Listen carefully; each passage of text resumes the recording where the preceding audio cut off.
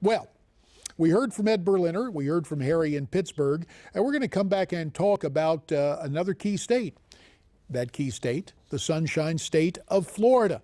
Donald Trump with 3 rallies in the Sunshine State today. Hillary Clinton, 3 events yesterday, a surprise event earlier today. Just how prominent a role will Florida play in 2016? And could it be as prominent as the year 2000?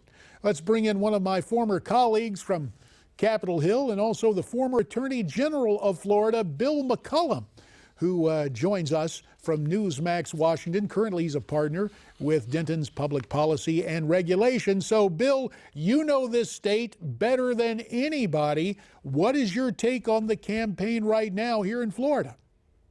It's a toss-up right now, J.D. I see the polls that show the momentum with Trump. We, however, both know that the key to this is voter turnout. Some of the indications you see now are that Republicans are turning out a little bit better in the early voting than maybe Democrats are. But boy, I'll tell you, I've been through this any number of times in my state and elsewhere, and it is way too close to call in any of the polls. So I think we're going to have to wait till Election Day. But I do think that there is some advantage been going on the past week or 10 days with Trump in Florida. I think that's pretty clear from the movement that's been there in the polling data that is available. Bill, pollster John Zogby appeared with me on Newsmax Prime last night, and he shares the opinion you offer that Florida is a situation right now that is essentially a toss-up. Here's the way Brother Zogby put it on Newsmax Prime last night. You know, Orlando across to Sarasota. Too close to call. Right now, as you know, Real Clear Politics average has Trump up by 1. Recent polls have him up by 1. It's going to be Florida all over again, just like we've been experiencing. And boy, we think back to the year 2000 and what went on in Florida with Bush v. Gore. Now, 29 electoral votes, and as a new Florida voter, Bill, I give the state high marks in terms of making sure you are who you say you are, whether you show up at the polls early or show up on Election Day in person. But it is worth noting the latest polls, and again, it shows the momentum in Florida. For example, take a look at the 2 current polls, one from Remington Research, the other, interestingly enough, from the New York Times and Siena College. They both have Trump with a 4-point margin here in the Sunshine State. Does that sound about right to you? Well, I hope they're right. I've seen some polls that show Clinton up as well, but most recently the trend has been up, whether it's by 4 points or by 2 points. It's all within the margin of error for any pollster who's a professional and talks to you about it.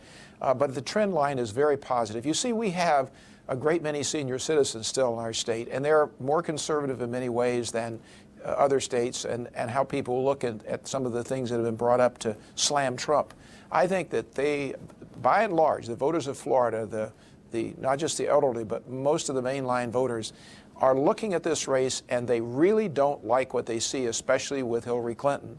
And that's to Trump's advantage. You had the conversation earlier about how people are voting for or they're voting against somebody. This is definitely an election where it's against more than it's for. Now, they're passionate people for Trump. I have a lot of good friends who are. But the ones that will make the difference in this race in Florida, I think, are going out there and they don't like what they see. They want change. They want change from the past from a policy perspective, if they're following policy, and many of them are who actually vote.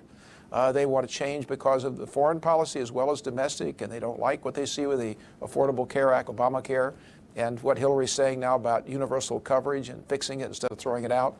Now, of course, they don't like. But you know what's interesting about her. You know what? Yeah, speaking of Hillary, what's fascinating is her campaign, as best as I can tell here in Florida, is one basic theme, and she's gone back to it in the wake of all her problems with the email scandal, and that is Donald Trump behaves badly with women. For example, yesterday, she brings out the former Miss Universe, Alicia Machado, campaigning with her. And here is what the former beauty queen had to say on the stump, and we'll talk more about it after we hear her from yesterday. It's clear, it's really clear that he does not respect women. He just judges us on our looks. He thinks he can do whatever he wants and get away with it. Together we are going to say loudly and clearly, no, Trump is not getting away with it. Now, you hear that and you go, wait a minute, where are the other arguments? Is this enough to carry the day for Hillary playing, for lack of a better term, the woman card, Bill? We got about a minute. I don't think so. I think there are definitely women who are affected by it. I know some who are. But I think most have discounted this, and they're more concerned about Hillary Clinton becoming president than maybe past history of Donald Trump, which isn't corroborated. It's some he says, she says stuff involved in this. Nobody I know really likes the behavior that's been described. But on the other hand, when they've thought about it, it's been out there quite a while now. It's not new news. It's old. I think people are just worried. Hillary's not telling the truth. The latest email stuff, what Comey did, the FBI director last week, just adds fuel to the desire of many, many people now to say, hey, I just can't see that woman in the White House. I'm going to vote for the other guy, in this case, Donald Trump, because I just can't see her there. She doesn't tell the truth. She's been probably been prosecuted had she been somebody else already for what is already known in the email scandal. And in addition to that, they don't like her policies. So I think at the end of the day, the likelihood is that Trump will triumph in Florida. And I like to think around the country, but I don't know that. Just one final note on Trump. It appears yesterday absolutely on message in Valley Forge and in Wisconsin. The 3 events in Florida today. Has he at long last learned message discipline? 15 seconds. I think he has learned it at least for a short time. I know you and I both have friends who've been counseling him. My impression is that he's working really hard at it right now. And I think he'll keep it to the end of the campaign at least. And I also believe he knows he has to be substantive. I thought the last debate he was terrific in, by the way. And he was really good yesterday with Obamacare. Bill McCollum, a man who knows how to debate and knows message discipline. Bill, thanks for your time. Don't go away. There's more ahead here on America Talks Live.